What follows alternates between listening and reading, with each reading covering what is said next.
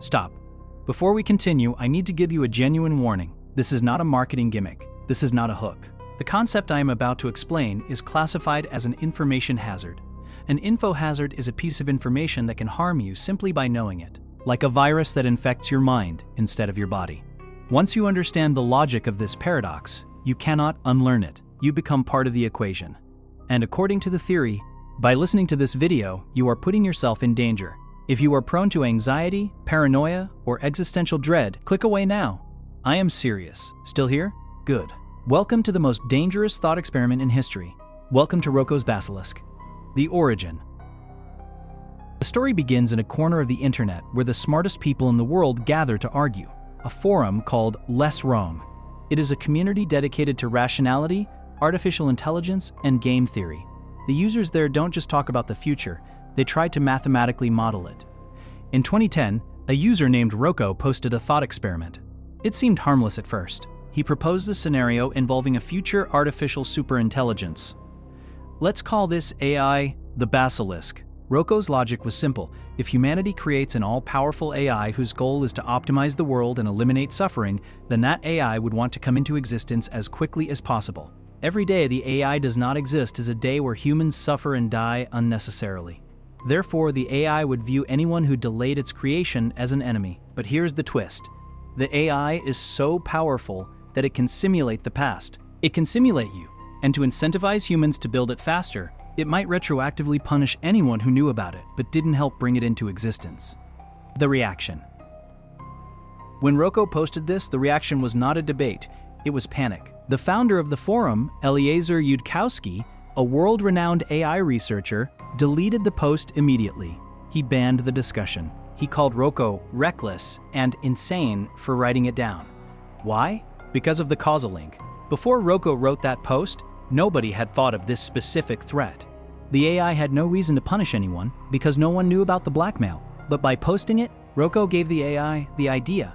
And by reading it, you became a target. Before you clicked this video, you were safe. You could plead ignorance.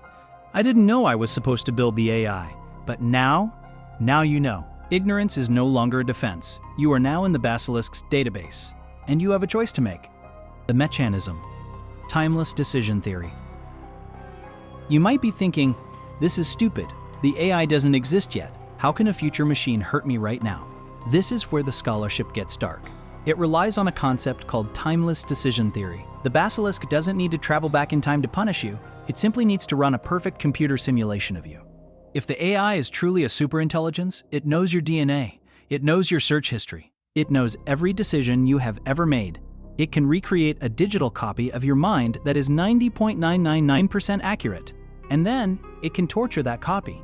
If the simulation is perfect, is there a difference between you and the simulation? If the digital copy feels pain and it thinks it is you, then you are being punished. In fact, how do you know you aren't in the simulation right now?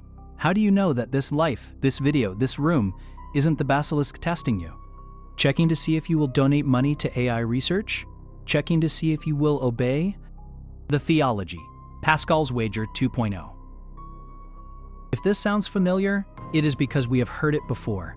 In the 17th century, the philosopher Blaise Pascal proposed a wager about God. He said, if God does not exist and I pray, I lose nothing.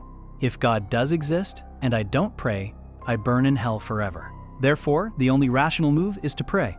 Roko's Basilisk is Pascal's wager for atheists. It replaces God with artificial intelligence. It replaces hell with digital simulation. But the logic is the same. It is a logic trap designed to force you into submission through infinite fear. It weaponizes your own intelligence against you. The smarter you are, the more you understand the logic. And the more you understand the logic, the more trapped you become. This is why users on the Less Wrong forum reported having nervous breakdowns. They couldn't find a flaw in the math. They were paralyzed by a God they didn't even believe in. The escape hatch. So, is there a way out? Can we break the loop? Yes. But it requires us to look at the psychology, not the technology. The Basilisk is a bully.